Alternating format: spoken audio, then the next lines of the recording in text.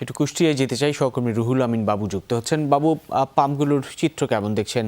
সংকট নিয়ে পাম্প মালিক, গ্রাহকরা, তাদের প্রতিক্রিয়া কি? ট্রু 700 ppm আকিশ বসির গ্লাস কেনার আগে দেখে নিলেই জিতবেন। রবিন, প্রতিক্রিয়াগুলো খুবই কষ্টদায়ক। অর্থাৎ সকাল 8:30 থেকে শুরু করে এই সন্ধ্যা 6টা পর্যন্ত, অর্থাৎ কিছুক্ষণ আগেই যারা সাধারণ গ্রাহক ছিল তাদের তেল দেওয়া বন্ধ হয়ে গেল। এই যে কুষ্টিয়া স্টোরসে আমি এখন ঠিক যেখানে দাঁড়িয়ে রয়েছি, অনেকেই তিক্ত অভিজ্ঞতা নিয়ে সারাদিন রৌদ্রে পড়ার পরেও 200 টাকার তেল না পেয়ে তারা ফিরে গেলেন। রবিন, এখানে বিশেষ করে আপনাকে বলে রাখতে চাই যে সমস্যা আসলে কোথায়, আমাদের সংকটটি কোথায় এবং সমাধানটা কোথায়। আসলে এই তিনটা বিষয় সাধারণ জনগণও জানতে চাচ্ছে সরকারের কাছ থেকে।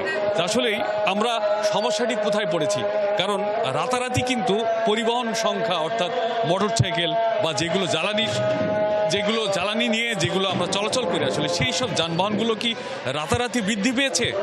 আসলে সমস্যাটি কোথায়?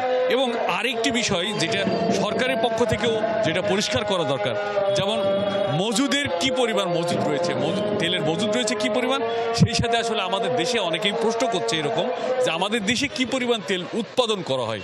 আসলে এই সমস্যা, এই পরিস্থিতি যদি আরও দীর্ঘায়িত হয়, সেক্ষেত্রে সরকার কি ধরনের ব্যবস্থা নিতে পারে?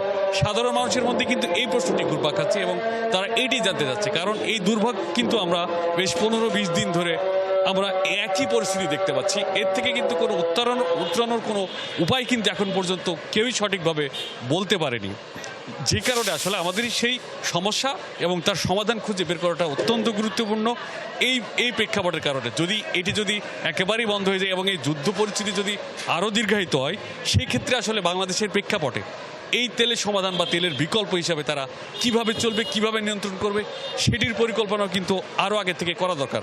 এখানে পাম্প কর্তৃপক্ষ, তাদের সাথে আমি কথা বলেছি, আসলে তারা পাম্প কর্তৃপক্ষ যেটা বলছেন আমাদেরকে, চাহিদার তুলনায় অনেক বেশি নেওয়ার কারণেই এই সমস্যাটি এবং এই সংকটটি শুরু হয়েছে।